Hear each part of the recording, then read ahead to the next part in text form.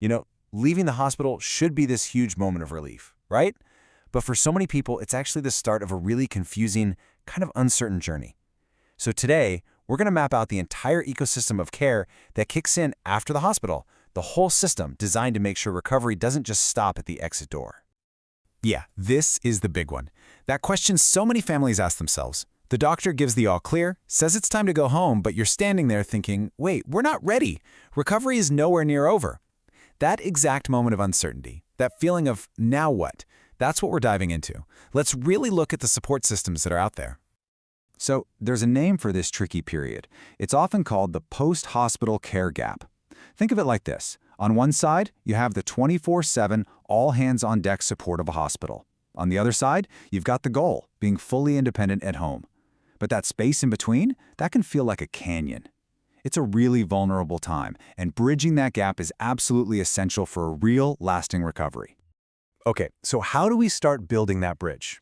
Well, for patients who aren't quite ready to go home but don't need that intense, acute hospital care anymore, there's a vital first step. It's something called a step-down facility. This is basically a place that provides that perfect intermediate level of professional care, all in an environment that's totally dedicated to recovery. So what's it actually like inside one of these places? What really goes on?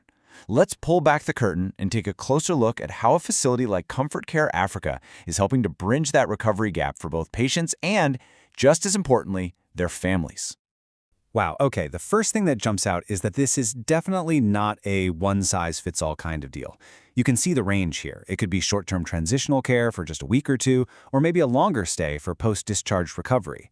And then you have these really specialized programs for things like palliative care or mental health.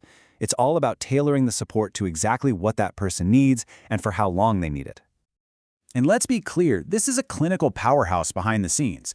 We're not just talking about a comfy place to rest, though that's important too. This is a fully staffed medical environment. I mean, 24/7 access to doctors, professional nurses, even in-house specialists for things like physiotherapy and nutrition. For a family, that provides an incredible amount of peace of mind. You know your loved one is getting expert, round-the-clock care. So you can see it's all about choosing the right environment for the right stage of recovery. The facility offers that structured, medically intensive setting for when you really need to focus. But for a lot of people, the ultimate goal, the thing everyone is working towards, is getting back to the comfort and dignity of their own home. And that brings us to the next really critical phase of this journey. All right, so a patient is medically stable, they're ready to leave the facility, but the journey isn't over yet, not by a long shot. The next big step for so many is professional home care. This is where we bring that skilled support system directly to the patient, right into what is arguably the most healing environment there is, their own home. Let's use Home Care 360 as an example to see how this actually works in practice. Right away, you see it's all about personalized plans and highly trained caregivers. But here's what's really crucial. Things like daily reports for the family and, get this, free oversight by doctors and nurses. That's the game changer. It ensures that the high standard of clinical care doesn't drop off just because you're no longer in a facility. And this, right here, is such a powerful mission because the goal of services like this is to knock down barriers. It's about making top-quality home care more affordable, more accessible to everyone. It's really about making sure that every single person, no matter their background, has a fair shot at a good quality of life while they recover in the place they feel most comfortable. Okay, so we've talked about the where, the facilities in the home. We've talked about the what, the services. But none of this, absolutely none of it, works without the who. So who are these compassionate professionals doing all the hands-on work? They are truly the beating heart of this entire ecosystem. Let's do it. Let's meet the professional caregivers. These are the skilled people on the front lines, the ones handling everything from simple daily help to really complex recovery needs. Make no mistake, they are the absolute backbone of post-hospital care. So what's the difference? What makes a caregiver a professional? Well, it's about so much more than just being a compassionate person. It's about proven skill. It's about qualifications. A professional caregiver is someone who's gone through rigorous screening and completed really comprehensive training so they can provide the absolute highest level of support. Right, and that level of professionalism doesn't just appear out of thin air. It's not magic. It's forged. It's built through dedicated education and proper training, which in turn creates a real, clear pathway for people to build a meaningful, long-term career in healthcare. And here's what that path can look like, using Ujazi Fursa Africa's program as a great example. You see, it's a really structured process. You start with some basic requirements, like your ID and a school certificate.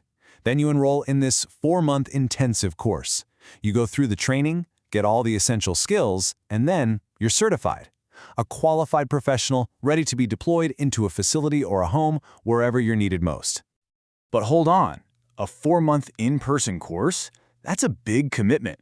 What if that just doesn't work with your life or your schedule? There's a huge need for more flexible ways to get trained, right?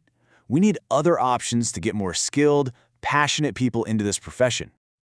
And here it is. Here's the alternative, a certification that's 100% online. And the flexibility is pretty incredible. You could power through it in just 3 days or take your time over a whole month. It's a knowledge-based program, so it's perfect for someone who needs to learn all the essentials, but do it quickly and completely on their own schedule. Now, a huge part of making any career path accessible comes down to cost. And at 20,000 Kenyan shillings, this one-time fee for the online certificate really changes the game. It massively lowers the barrier to entry, and that opens up this vital career path for so many more people who want to become caregivers.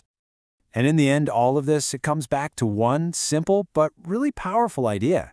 It's the vision of the Training Institute, making lives better.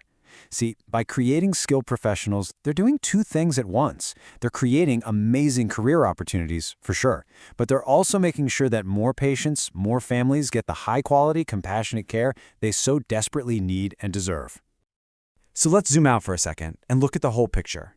What we're really seeing is that it's not just one service here or another service there. It's a completely connected ecosystem. You have the step-down facilities, the home care agencies, and the training institutes, all of them working together hand in hand. They create this seamless support network that literally guides a person from the moment they leave the hospital all the way back to a life of health and dignity at home. And that kind of brings us to our final thought for today.